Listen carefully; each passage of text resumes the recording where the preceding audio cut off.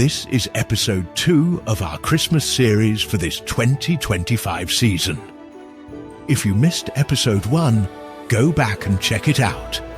Let's light the fire and get started on today's journey. Imagine a winter night in Rome, sometime after the year 330 AD. Oil lamps glow in narrow streets. Laurel garlands hang on doorposts. And tucked into the calendar of a Christian household is a note that will echo across centuries. 8th day before the Kalends of January, birth of Christ in Bethlehem of Judea. That little line, copied into a lavish illustrated almanac we now call the Chronography of 354, is the first clear witness we have to Christmas as an annual feast on December 25th in the city of Rome. It doesn't argue why the date matters. It simply says it does, and we still keep it today. But how did Christ come to stand at the very center of this winter celebration? The New Testament never gives us a birth date. For generations, believers celebrated the resurrection every Sunday, and at Pascha, the season we know today as Easter, while the Nativity developed later. Early Christian thinkers speculated, if the world's Redeemer died on March 25th, the spring equinox in some ancient reckonings, then in a beautiful symmetry, his conception might also fall on March 25th. Count 9 months, and you arrive at December 25th for his birth. This calculation theory, attested in a late 4th century treatise De Solstitiis et Equinoctiis, and echoed by writers like the historian Sextus Julius Africanus in the year 221 AD, offered more than a date. It offered meaning. Creation and redemption hinged on a single divine timeline. At the very same time, Christians in the East shaped a different winter emphasis. January 6th, what many today call Epiphany or Theophany, became a great feast of manifestation, honoring the baptism of Jesus in the River Jordan, the visit of the Magi, and sometimes even the wedding at Cana. In some places, Epiphany originally carried both the Nativity and the baptism. Only over the 4th century did many churches begin celebrating Christ's birth on its own day, with January 6th continuing to mark revelation to the nations or the Lord's baptism. Even now, Armenian Christians keep January 6th for the Nativity. Many Orthodox Christians celebrate according to the Julian calendar, which places Theophany and, for some, Christmas on dates that look like January 19th or January 7th in the West. In other words, the winter cycle has long carried one message in different melodies. The Word became flesh and made himself known. Back in Rome, once December 25th took hold, the feast was preached with joy. Pope Leo the Great, mid-5th century, told worshippers that in adoring the birth of the Saviour, we find we are celebrating the commencement of our own life. The Incarnation, he said, is not sentimental backdrop.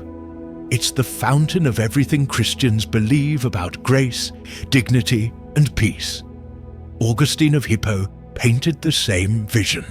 The eternal day, who made all days, sanctified this day by being born of a virgin.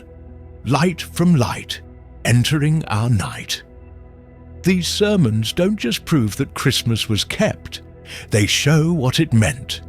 God's nearness, our adoption, a peace that rearranges how we treat one another. So if you picture the 4th and 5th centuries like a stable being furnished, candles set, linens folded, the crib of Christmas is being placed in the center of the room. The date appears in the Chronography of 354. Preachers like Leo and Augustine sketched the theology around it. Civic rules begin to honour it too. By the 5th and 6th centuries, emperors restrict business and games on the feast, and councils frame a preparation season we now call Advent. All of this signals a cultural and spiritual reality. For Christians, the winter feast isn't just winter. It's the Nativity of Christ. Now, you've probably heard another claim, that December 25th was borrowed from pagan festivals, Saturnalia, or the cult of the unconquered sun, Sol Invictus. Scholars do still debate the balance of influence. Some argue that placing Christmas on the solstice baptized a popular season. Others show that Christians were calculating December 25th from theological timelines regardless of other observances. The best answer is that both currents likely mattered to different people at different times.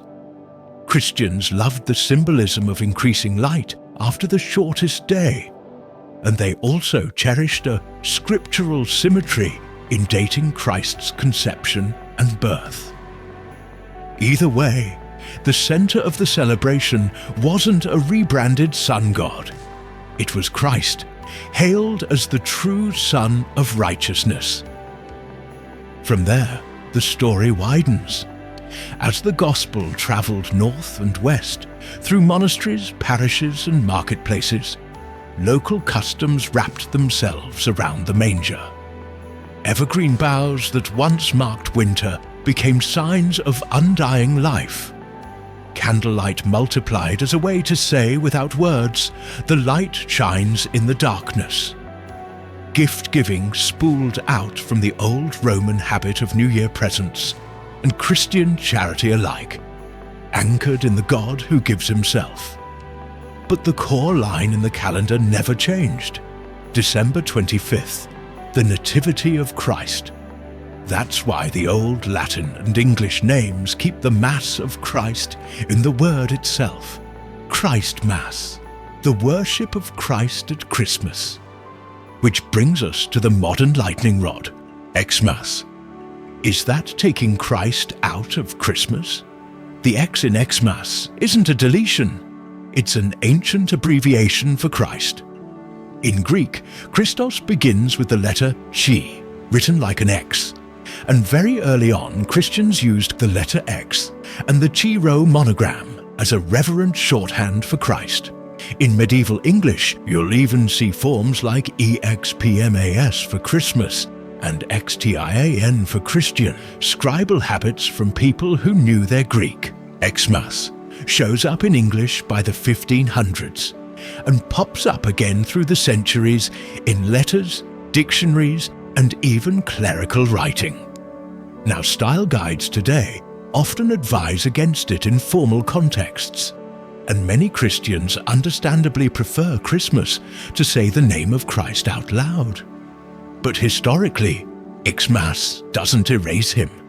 It actually points to him in a very old way. So why, if Xmas isn't a slur, do so many still urge us to keep Christ in Christmas? Because the whole season only makes sense when the manger stays at the center of the room. Think of the 4 ways early Christians centered Christ at Christmas, and how we can echo them now. First, by remembering a specific story, not a vague season. The first Christians placed the Nativity on a specific day and told its meaning in 1,000 sermons. The Word took on flesh, born of Mary in Bethlehem. A date on a calendar is a way to tell our hearts, this really happened. It matters in time. When you say Christmas, you're not naming a winter vibe. You're naming the birth of Jesus Christ. Second, by linking the manger to the cross and to creation. The calculation that led to December 25th wasn't just mathematics, it was theology. It tied conception, birth, death, and redemption into a single divine arc. When we keep Christ in Christmas, we're saying this night isn't isolated sentiment. It's chapter 1 of the rescue that continues through Calvary and the empty tomb.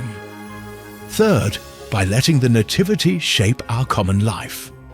Emperors suspended work, councils called Christians to prayer and fasting beforehand.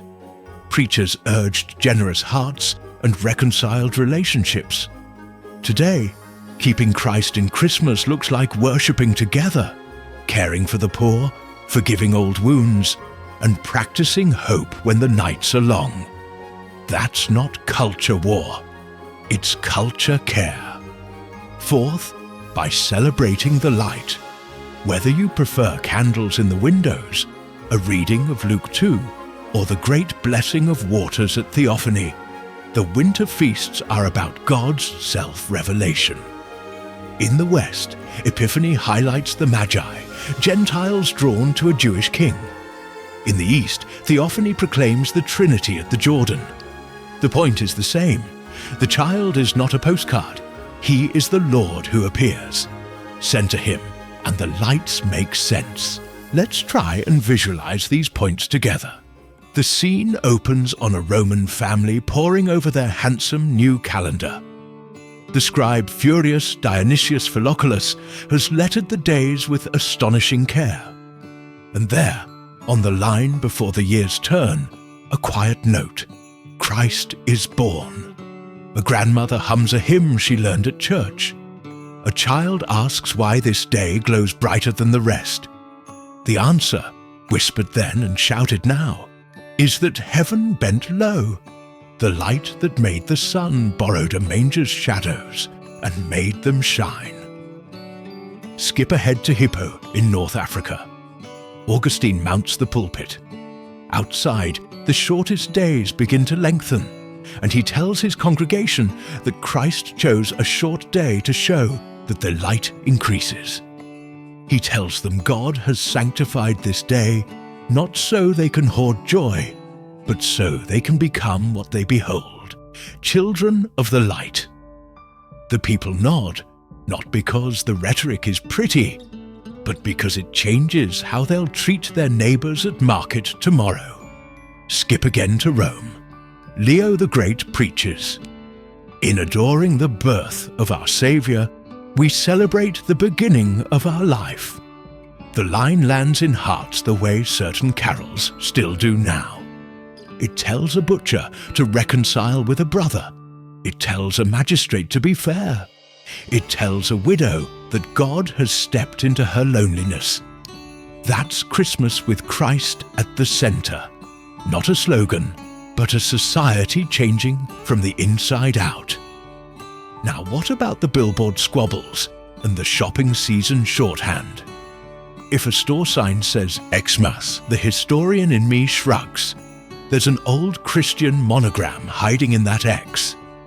But the Christian in me knows words aim our attention. Say Christmas, and you name the one the feast is for. Write Christmas, and you teach your kids that this day is anchored to a person, not a price tag. Keep Christ in Christmas by speaking his name, reading the Nativity story, worshipping together, giving to those who can't repay you, and letting your traditions point to the child. That's how the ancient church did it. And that's how this winter feast still warms the world. So here we are, lights on our porches, Christmas lists on our phones, holding the same winter thread that ran through Rome in the 300s and into our homes today. The calendars and customs changed, but the centre held. December 25th was claimed by a birth, a real child under a real sky. And when the first Christians inked Birth of Christ in Bethlehem of Judea into their year, they didn't invent a mood, they received a story. We keep that story when we say Christmas out loud, when we open Luke 2 before presents, when we give to those who can't repay, when the word Christ sits where it can be seen, not as a culture fight, but as a family habit of gratitude. Because winter doesn't end darkness by force, it answers it with a growing light. And the child in the manger is that light. So let that ancient line be ours again, guiding our lists and our welcome, our worship and our laughter. We still say Christmas because we remember who arrived and why he came. God with us, light in our night, joy no era can erase.